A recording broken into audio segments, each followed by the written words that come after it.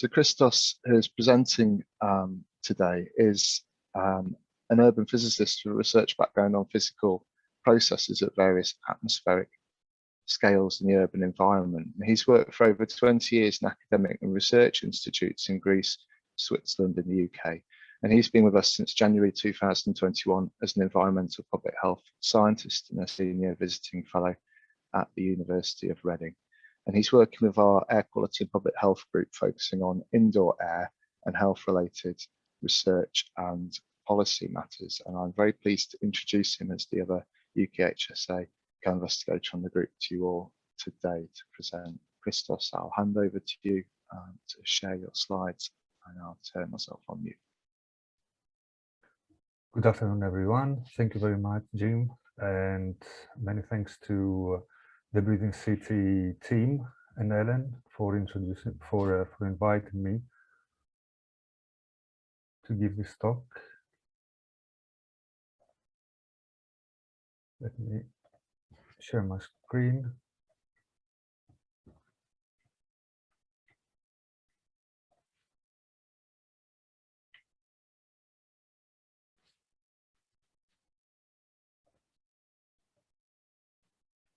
Can you see it? Yeah, that's great. Yep. Okay. Thank you. So the intent this afternoon is to discuss about approaches we have been using, I guess, more than 10 years ago in the University of Athens during my PhD and after the completion of my PhD, which was on indoor air quality in homes and offices. This was the group I was working with was predominantly an experimental group. This means that there was a lot of background and experience in atmospheric measurements, and I think it was quite common these days, it still is, that people from this background, micrometeorology, boundary layer meteorology, they were also conducting air quality measurements. And in this context, we were conducting measurements in different indoor microenvironments, different indoor places, aiming to understand the differences in indoor air quality dynamics, processes, and so on. So in that context, from the very beginning, it was clear that a theoretical tool would be useful, just as a tool to help us in this inquiry, if you like. So mass balance was the approach that we were using, and this is what I will speak today about. In order to do so, I will give a brief introduction as a background on the mass balance, the different solutions and approaches, analytical and numerical solutions. And then in the second part of the presentation, I will give some examples of the approaches we have been using. So the mass balance, effectively, it's the mass conservation principle that says that the mass cannot change in a closed system. Mass balance is the application of the mass conservation principle in physical systems. The physical system we will focus on is the indoor air, indoor microenvironment. So it would be useful to briefly go through the basic mechanisms that control the fate of a pollutant in the indoor air. The assumption here is that there is, we have a microenvironment and an indoor space, a room. The air is well mixed. We know the concentration of the specific pollutant outdoors. The first mechanism is the transport that controls the movement of the pollutant from outdoors to indoors and vice versa. Deposition is, I guess it's a generic term that it includes a variety of mechanisms for gases. It's heterogeneous chemistry for particles. It's a range of processes including gravitation, settling, inertial impaction, and so on. Introduction of the pollutants directly emission indoors from indoor sources, and a range of other physical-chemical processes that for gases, they include homogeneous chemical reactions, photochemical reactions, thermal reactions, and for particles, for aerosols, they include condensation, nucleation, coagulation, and diffusion. Mathematically, the mass balance equation tries to explain, aims to explain the change rate of the pollutant and link this change rate with the different mechanisms. So the change rate of the indoor concentrations of the pollutant under consideration depends on the transport of the pollutant from outdoors due to ventilation. So it's a source term. At the same time, it's a sink term as the pollutant is transferred outdoors. Infiltration, I use this term here, meaning effectively the deposition of the pollutant onto the cracks and windows as it enters from outdoors to indoors. Deposition, direct emission from indoors, and if we can parameterize all the other physical-chemical processes that I talked about. The basic assumption is homogeneity of the indoor concentrations. In fact, this is the very definition of the microenvironment. It's the space where we can assume that the indoor concentrations are homogeneous, spatially homogeneous, and assuming that the basic mechanisms are transport, deposition, and direct emissions, then we end up in this form of the mass balance equation, where every mechanism is linked with a characteristic parameter, which is the ventilation rate for the ventilation, the transport, deposition rate for deposition, and emission rate for direct emissions. Looking into the early sources, also most of the sources, they point out to a paper from Turk in 1963 in Nature Journal. For example, this report here, it also points to this paper to be the first paper that discussed this sort of approaches for indoor air. In this report, they try to derive a model. So they derive the basic components of the mass balance equation, the change rates, ventilation, deposition, direct emissions as well, and they end up to an analytical solution. It's interesting that they call it black box, in the sense that one has not to perhaps worry too much about what is happening in the box. And this equation describes the dynamic of the system. It's common in these approaches to use to derive analytical solutions, of course, assume homogeneity indoors, and also to assume a sinusoidal form of the outdoor pulse, of the outdoor concentrations. As for example, in this paper from 1974, where again the mass balance equation, it's given like that. Here they do some sort of non-dimensionalization, and they end up in this form of delta here. It includes transport, ventilation rate, and deposition. Epsilon is ventilation rate, sigma is direct emissions.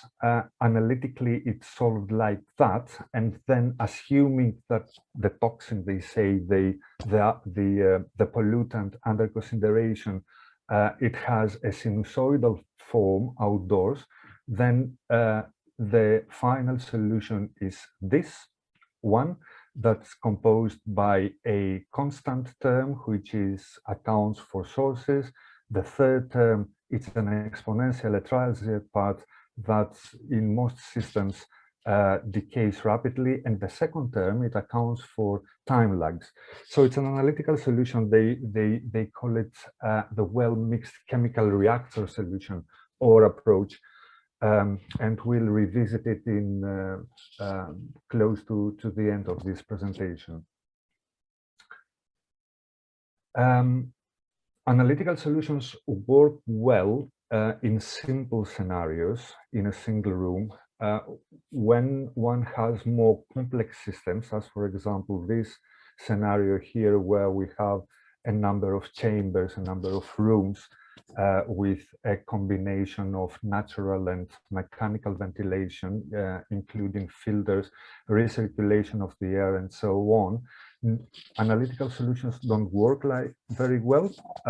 Numerical solutions, numerical models have been developed. To my understanding, a breakthrough to this process was the publication and development and publication of the multi-chamber indoor air quality model in the late 80s from Nazarov and Kass.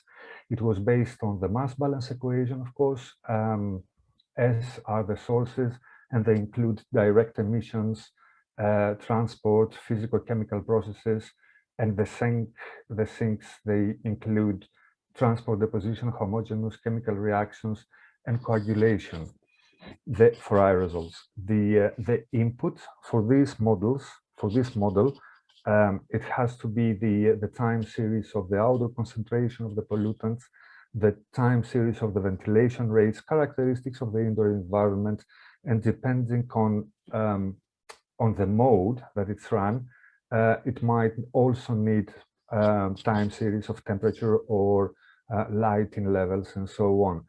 The output is, of course, the time series of the indoor concentration, but also the change rate of the indoor concentration due to its mechanism, and we'll see why this is interesting in the second part of this presentation. In '86, they published the model for chemically reactive pollutants, so for gases, including 37 gaseous species, participating in 78 photochemical or thermal reactions. The model can run in 3 different modes. The user can choose to run the model in 3 different modes, either with no chemical reaction or with the main photochemical reaction, so with the 3 photochemical reactions involving nitrous oxides and ozone, or the full kinetic mechanism with VOCs and so on. The heterogeneous chemical reactions are parameterized, as it is common, with this equation here, which links the deposition rate with a parameter which is the deposition velocity and the geometric characteristics of the room. In '89, they published, extended the paper, the model to include aerosol dynamics. The approach here is that the aerosols, the number of aerosols, is parameterized as by a sequence of size bins, and within each size bin, the particle mass can be consisted by different chemicals. Different assumptions, but the processes that they included in this version was coagulation, deposition, transport, and indoor emissions. And I guess one of the reasons why the model was and is widely used is because it's in an open platform, GNU, freely available, and that's what I had to say for the models. Now, since we are talking about models, I just wanted to include a couple of models that were developed in UK. The first one is the INDER model. It was published in 2006, which is it follows a probabilistic approach in the sense that the input parameters, the time series of the outdoor concentrations, deposition rates, and so on, they are given by probability functions, which is perhaps more relevant from a public health point of view. And depending on the quality of the data available, different probability functions can be used. The second model, published more or less around the same period by Carslow, a detailed chemical model for indoor air pollution. This time in this model, the focus is on chemistry, so they include the master chemical mechanism. At that version, they included more than 4,500 species participating in more than 15,000 chemical reactions. I think in the meantime, the model has been updated and it includes now more species and reactions. The two models were combined in this case, aiming to assess the exposure of occupants in an office. And in the last few years, it was extended to on a Monte Carlo approach. So this was the background I wanted to share with you, and in this second part of the presentation, I will present some examples of the approaches we were using, aiming to combine the mass balance approaches with experimental data. So, as I mentioned in the beginning, this was predominantly an experimental team, so we were using a range of instrumentation, gas analyzers, and so on. And here is an example of some gas analyzers, ozone, sulfur dioxide, nitrous oxides analyzers. We had been using a sort of valves that they were alternating between two ports, and in this way we were able to measure with the same instrument indoors and outdoors. So within an hour we had half an hour of measurements indoors and half an hour of measurements in the outdoor environment. And this is an example of the time series during measurements in one microenvironment from sulfur dioxide. Red is outdoors, blue is indoors. Sulfur dioxide was not a problem back then in Athens. I think we've been measuring it mainly for historical reasons. So in a way, it was a not very useful measurement.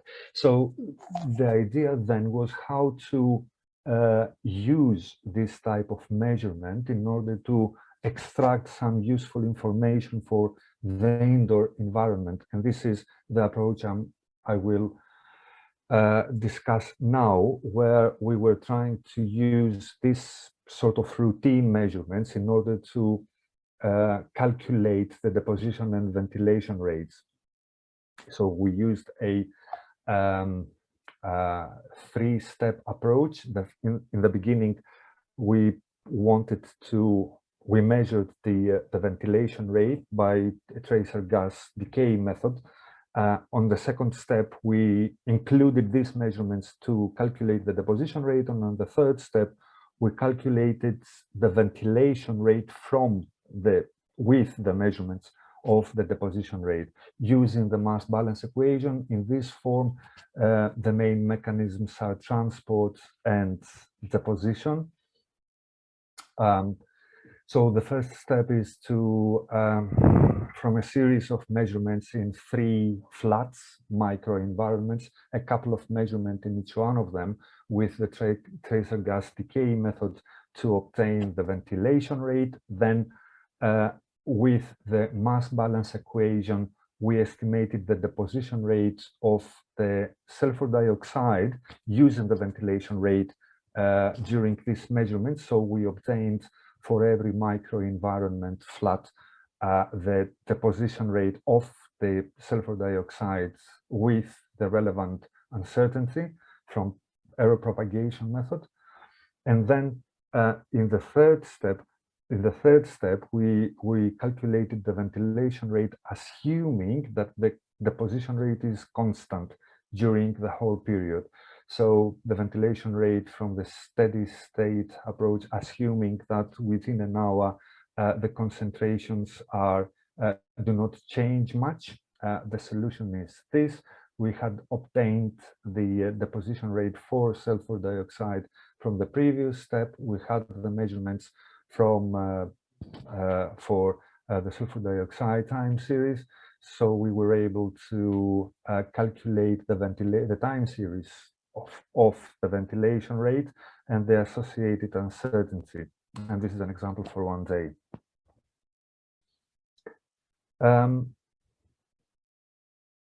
In order to sort of validate or check the how accurate the method was, we used these measurements in the multi-chamber indoor air quality model for the number concentration, aerosol number concentration. So we had measurements of the aerosol number concentration, which we simulated, taking into account the outdoor concentrations, ventilation rates, which I just discussed how we calculated, and also the deposition rate or loss rate of the aerosols that were again calculated with the mass balance equation.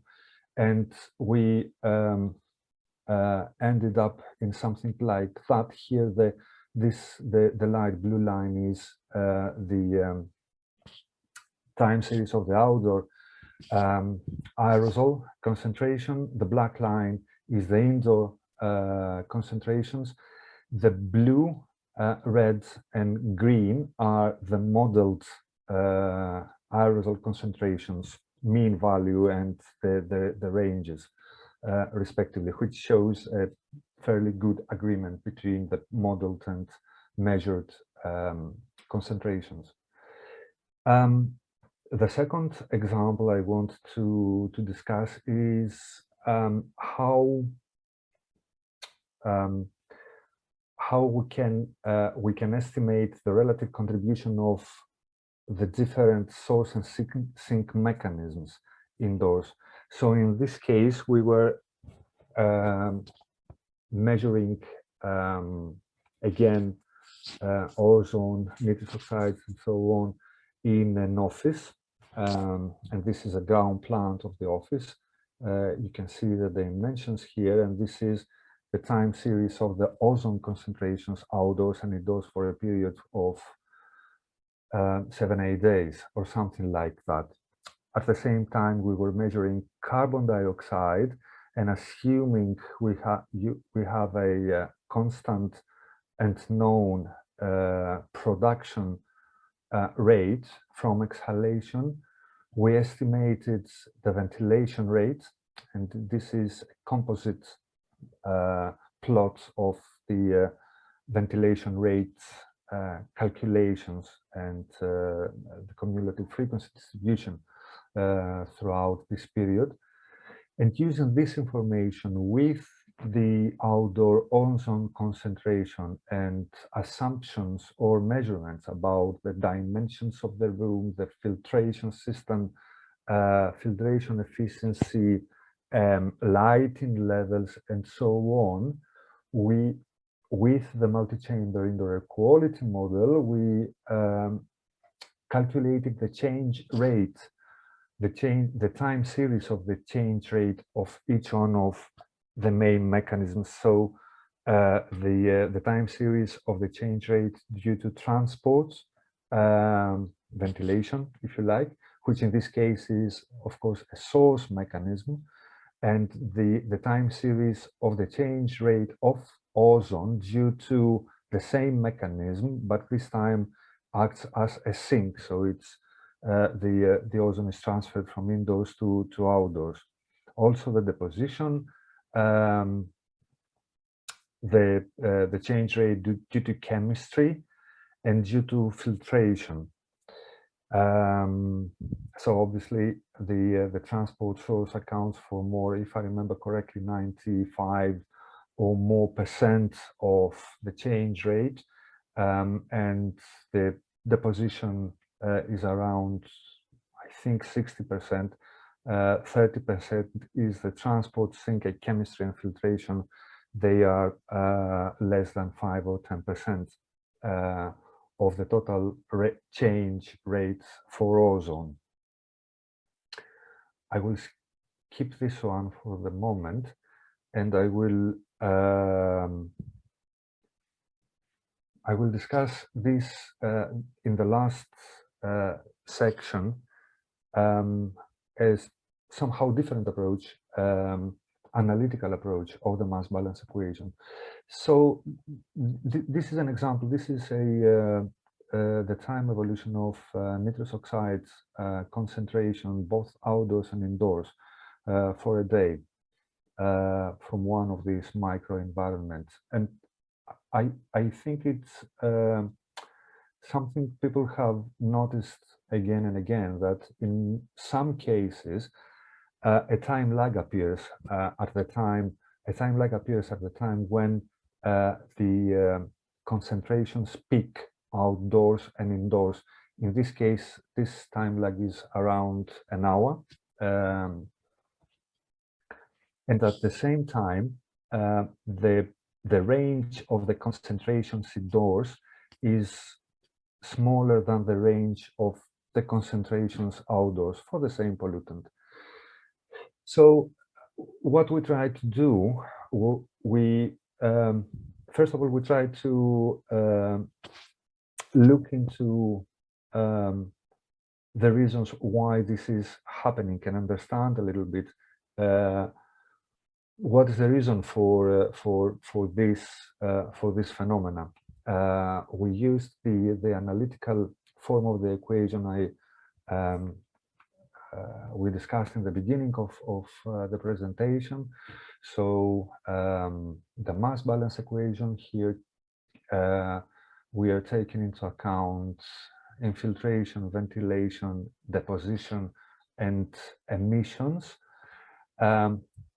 With this parameterization, the analytical solution is this one, and assuming that the outdoor concentration has a sinusoidal form given by this, then you end up in this solution. And here the first term is the accounts for sources, the second term is a periodic part, and the third term is an exponential part. And here it shows how the periodic and exponential parts, how they develop with time. Assuming that this is small enough, we end up with the first two terms, and the second term, veta, is the time lag. So the time lag is a function of the period of the outdoor pulse, of the outdoor concentrations, and delta is a combination of the ventilation rate and the deposition rate. And the ratio of the indoor concentration range to the outdoor concentration range, again, it's given by this ratio here, where again, omega is a function of the duration of the outdoor pulse of the pollutant. Delta is depends on the ventilation and deposition rate, and epsilon depends on the ventilation rate. So we ended up in something like that, that explains or predicts the time lags in the z-axis as a function of the ventilation rate, the deposition velocity, and the different symbols. They account for different periods of the outdoor pulse. So as the period increases, as the duration of the outdoor pulse increases, then the time lag increases. As the ventilation rate increases, the time lag decreases. And also it depends on the deposition on the deposition velocity or the deposition rate, if you like. So as the deposition velocity increases, the time lag decreases.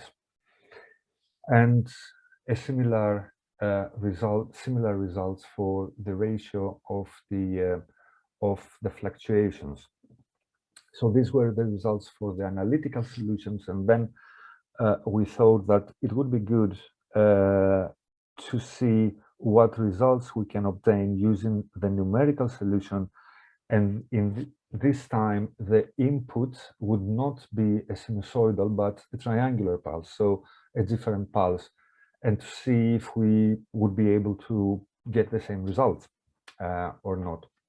So we ran again the multi-chamber indoor quality model, and we obtained these results from this numerical solution for the time lags and the ratio on the right-hand side of the indoor range to the outdoor range.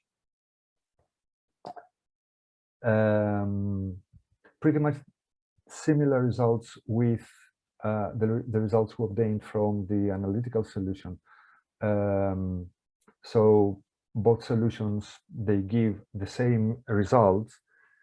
And the last time I would like to discuss is how perhaps an application of the previous approach, an application to aiming to calculate the exposure of people or the protection the indoor environment provides. So assuming that we have the outdoor and indoor time series, we can calculate the exposure, where the exposure is the products of the time one is being exposed to certain concentrations. So the exposure both outdoors and indoors, and then running the model for different scenarios with different durations of the outdoor pulse, of the outdoor concentration change, and different ventilation rates and deposition rates, we are getting something like that, which shows that the exposure ratio, it approaches unity as the ventilation rate increases. Nothing new in here, I guess. And also shows how the exposure ratio, it changes with the deposition rate. It heavily depends on the deposition rate. As the deposition rate increases, the exposure ratio decreases, which means that it takes more time to reach unity. So this, I think this was the end of this talk, and this is an outline of the presentation. I'm happy to take any questions if you have any.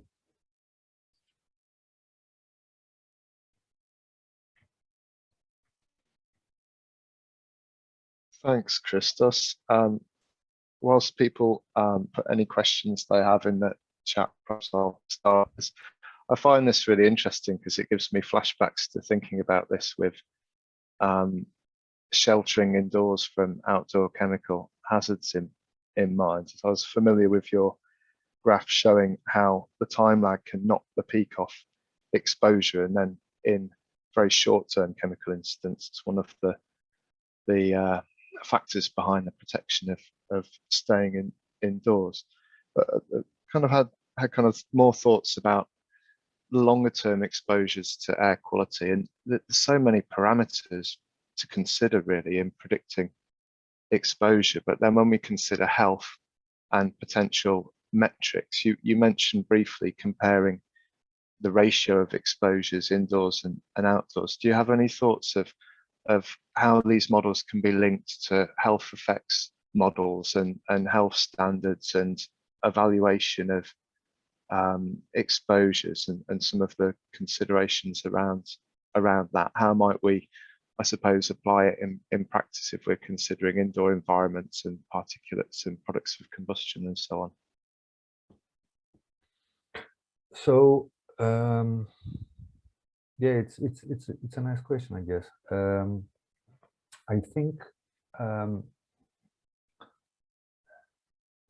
the rationale behind the thinking behind these exercises, these numerical experiments, was to try to understand, if we could, the main mechanisms that control the exposure under these conditions. So there are a lot of assumptions in here. Homogeneity is one, no indoor sources, and so on. To me, this exercise, it can be helpful in the sense that it can provide some insights on the dominant mechanisms that control short-term exposure. So from that point of view, is useful because it can highlight, if you like, the importance of ventilation deposition rate and how they interplay with the period of the duration of the outdoor concentration. I'm not sure it could be used in practice, in the sense that in practice perhaps it would be more useful to use a model which an analytical model, a numerical model, I think.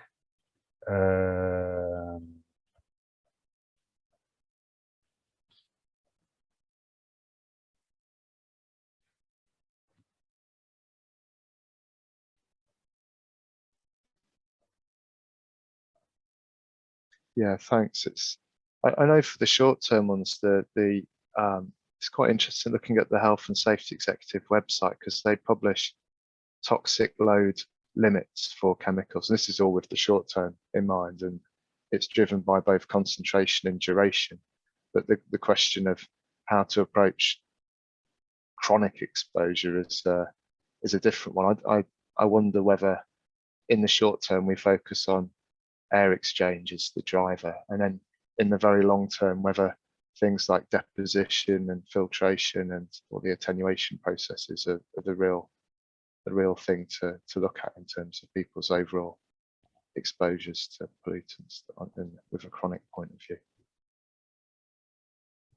Both, I would have thought. In both cases, I mean, the mechanisms are the same. I think we have, I can't see any questions in the chat box, but we do have someone with their hand up, so please go ahead with your question. Hello. Yeah, thanks for the great presentation. So I just have a question about how long, I mean, for the period of that point you apply the mass balance model, and what about the time step when you apply the mass balance model?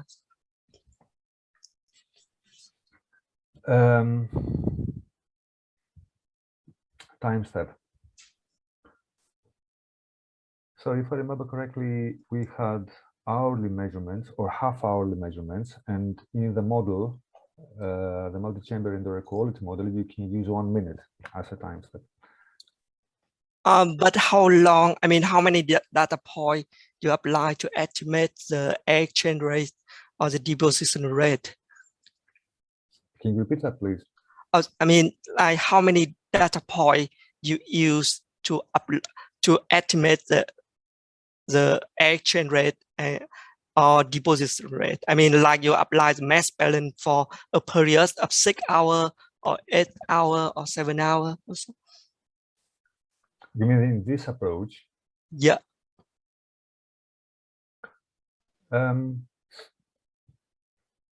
Also, is that so it's an analytical approach. It's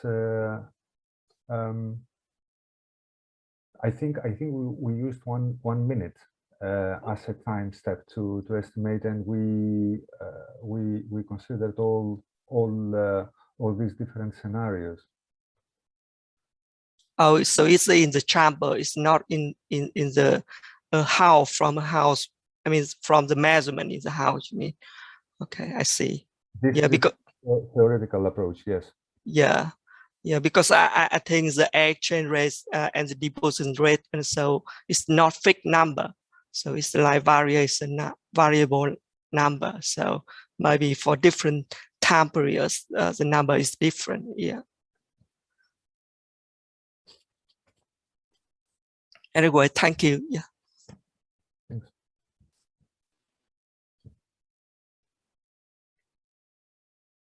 Okay.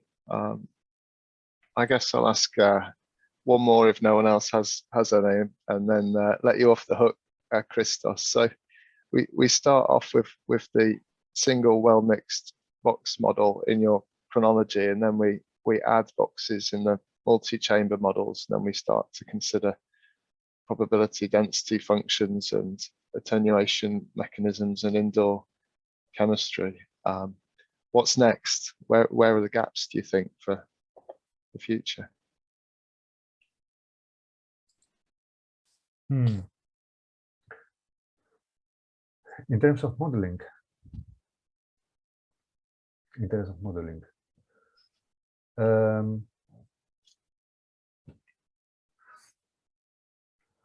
I can tell you, well, I can't comment generally. I can tell you what we are trying to do in the group.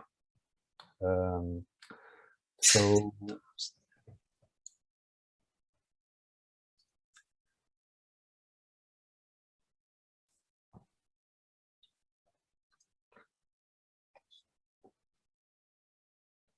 using this model was built in order to predict nitrogen dioxide, ozone, and particulate matter, and sulfur dioxide. I think what we are trying now to do is we're trying to incorporate volatile organic compounds, and we are trying to combine, if possible, this model with another model that is currently under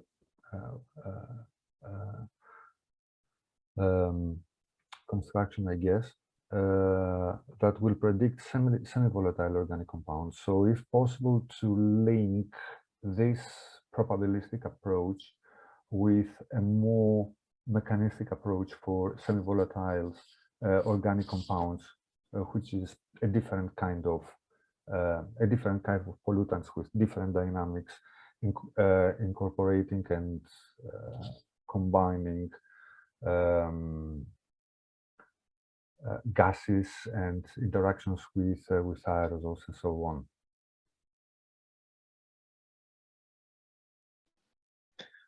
That's interesting. And when you do so, will you, I guess a kind of related question is, do you look at exposure to single pollutants or to multiple pollutants at the same time when you're looking at exposures and outcomes with this? Do you think it's still a kind of single pollutant focus, or does it become exposure to total VOCs?